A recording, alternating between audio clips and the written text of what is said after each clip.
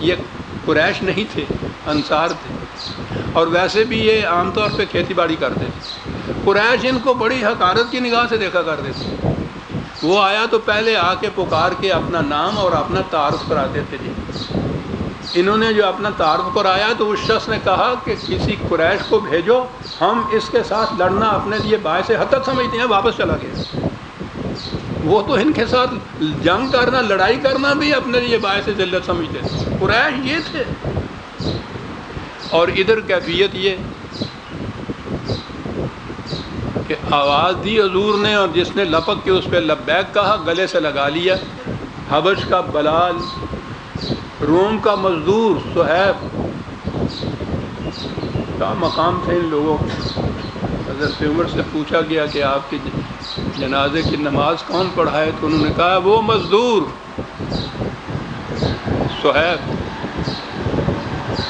میرے جنازے کی نماز مزدور پڑھائے گا۔ فارس کا سلمان، عمار، یہ بیشتر تو یہ غلام ہی تھے جو آزاد ہوئے تھے، اور پھر مختلف ملکوں کے تھے۔ بلا حبش کے جتنے لوگ تھے وہاں سارے، یہ سارے کے سارے صحابہ کی جماعت کے اندر تھے، جس میں کوئی تفاوت نہیں۔ محمد الرسول اللہ والذین معہ کے اندر یہ تمام شامل ہیں، یکساں شامل ہیں، اخوت ہے، مساوات ہے۔ یہ ان کی ادھر یہ جماعت، ادھر وہ قریش والی صورت کہ غیر قریش سے جنگ کرنا بھی باعث حد تک سمجھتے تھے اپنے گھر۔ یہ چیزیں اہم ہیں اور بڑی ضروری سمجھنے کی ہیں۔ پھر یہ آیات سمجھ میں آئیں گی کہ ہوا کیا۔ ان کا نمائندہ آ رہا ہے، ظاہر ہے کہ کن معاملات کے اوپر ڈسکشن ہو رہی ہوگی، کنڈیشنز اور شرائط کیا پیش کی جا رہی ہوں گی۔ قرآن نے اتنا ہی کہا کہ یہ جتھا بھی بڑا تھا، اس کا مال و دولت بھی بڑی تھی، اس گھمنڈ میں اور اس تکبر میں اور اس غرور میں آ کے بیٹھا ہوا تھا۔ انہ کان لآیاتنا عنیدا، لیکن قوانین خداوندی کی دل میں بڑی دشمنی تھی اس کے۔ پھر وہ میں نے آپ کو معلوم ہے، جب یہ صورت سامنے آئی تھی تو میں نے بتایا تھا کہ قرآن نے کیسا محاکاتی نقشہ کھینچا۔ انہ فکر فقدر، حضور نے جو کچھ اس سے کہا اس پہ اس نے کچھ سوچا، پھر اندازہ لگایا کہ اس سے ہماری حالت کیا ہوگی۔ فقتل کیف قدر، تباہ ہو، برباد ہو، ستیہ ناش اس کا کس قدر غلط اندازہ لگایا۔ کیا بات ہے قرآن کی۔ ثم قتل کیف قدر، کتنا غلط اندازہ لگایا۔ وہی جو قرآن نے دوسرے مقامات پہ کہا ہے کہ سب سے پہلی شرط یہ ہے کہ یہ جنہیں ہم پست سمجھتے ہیں، کمینے سمجھتے ہیں، نیچ سمجھتے ہیں، انہیں نکال دیجیے۔ کیسا غلط اندازہ لگایا۔ ثم نظر، پہلے ہے فکرا قدرا، پھر دوبارہ اس کے اوپر تنقیدی نگاہ ڈالی۔ اور سنیے عزیزان من، یہ آیت کی ابتدا ہوئی ہے نا عبسا، اس نے تیوری ڈالی، عبس اس نے، یہ نہیں بتایا کس نے۔ اگلی ثم نظرا، پھر اس نے تنقیدی نگاہ ڈالی اور آ گیا ثم عبسا و بصر، یہ صاحب آ گیا۔ قرآن تو وہ لفظ لے آیا ہے، وہی عبسا، پھر اس نے تیوری ڈالی ماتھے پہ، بصر، یبوست سے، بہت افسردہ، بہت اس نے تنگ نظر ہوا، منہ بسورا، ثم ادبر واستکبر، اور نہایت تکبر کے اندر منہ پھیر کے چل دیا۔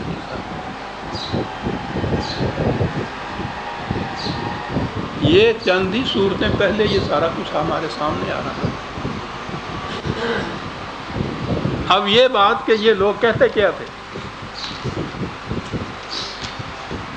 میں پھر عرض کر دوں عزیزان من، قرآن فہمی کا اصول سمجھتے جائیے۔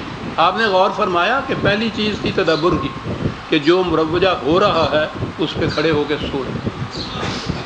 اگلی چیز تھی کہ اگر وہ چیز قرآن کے خلاف آئے تو پھر آپ کا فریضہ ہو جائے گا کہ آپ قرآن سے پوچھئے کہ پھر اس کا مفہوم کیا ہے، اور اس کا طریقہ ہے تصریف آیات۔ آپ نے دیکھا جو ایک ہی مثال میں نے آپ کے سامنے پیش کی ہے، نکھر کر کس طرح بات سامنے آ گئی۔ اب اگلی بات یہ کہ یہ آ کر کہتے کیا تھے،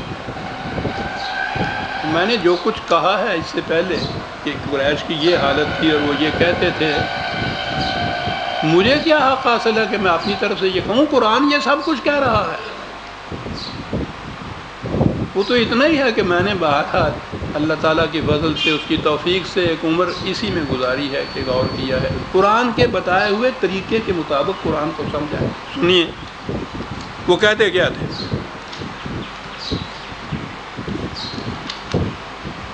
یہ حوالہ آپ نے لکھ لیا ہے، یہ آیت سورہ مدثر کی 74/11 سے 23 تک آیت 74/11-23۔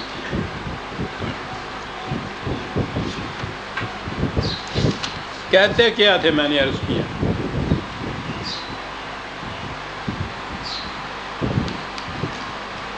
باس و تمہیز کے بعد یہ ہے جی 6/53 6/5 53۔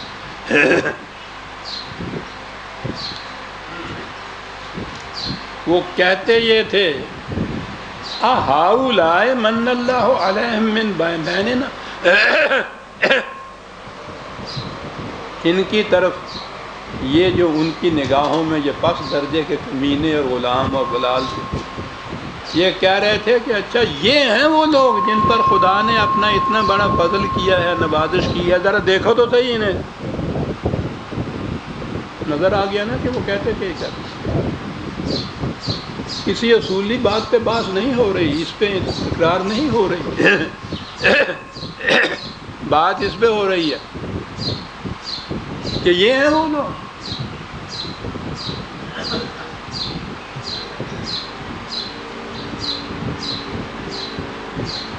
مطالبہ کیا تھا؟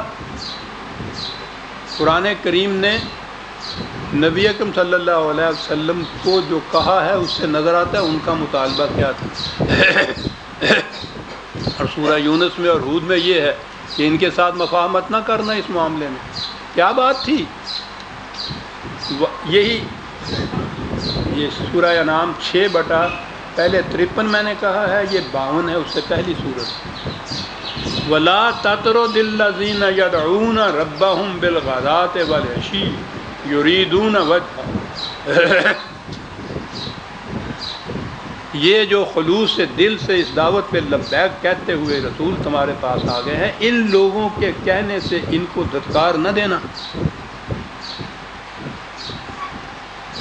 نظر آیا کہ وہ کیا مطالبہ کرتے تھے، کیا شرط تھی ان کی، مفاہمت کس بات پہ چاہتے تھے۔ قرآن نے واضح کر دی، رسول اللہ سے کہہ دیا کہ بالکل نہیں، یہ بات نہیں، کتنی بڑی منفعت کیوں نہ نظر آتی ہو، یہ چیز کے صاحب اس میں اسلام کی شوکت ہے، دین کا فروغ ہے، اس قسم کے جسٹیفیکیٹری ریزن دے کے فریب نہ دے لینا اپنے آپ کو۔ بنیاد تو اسلام اور دین کی یہ ہے کہ مساوات انسانیہ ہے۔ اگر مساوات انسانیہ کی قیمت دے کر آپ نے دین کا فروغ چاہا تو دین تو پہلے ہی ختم ہو گیا۔ جب انسانی مساوات ختم ہو گئی تو دین تو ختم ہو گیا۔ اس کے بعد یہ سمجھنا کہ صاحب پھر اس سے دین کا بھلا ہوگا، فروغ ہوگا، اسلام ترقی کرے گا، اسلام تو ختم ہو چکا پہلے۔ کیا بات ہے قرآن کی، بالکل نہیں آتا ان میں سے کوئی، بالکل نہ آئے۔ اسلام نے ووٹس نہیں دینے ہیں کہ گنتی ان کو چاہیے کہ کتنے آدمی ساتھ ہیں، وہ تو دیکھتا یہ ہے، کوالٹی دیکھتا ہے، خلوص قلب کتنا ہے، یہ لوگ کس قدر دل کی چاہت سے جھک کر آتے ہیں اس اسلام کی طرف۔ وَمَا لَكَ مِنْ حِسَابِهِمْ مِنْ شَيْءٍ وَمَا مِنْ حِسَابِكَ عَلَيْهِمْ مِنْ شَيْءٍ۔ یہ کیا کام کاج کرتے ہیں بیچارے، وہ حضرت نوح کے زمانے میں انہوں نے کہا تھا یہ کنجڑے ہیں، سبزیاں بیچتے ہیں، یہ کوئی موچی ہے، ان میں سے کوئی ترخان ہے، کوئی لوہار ہے۔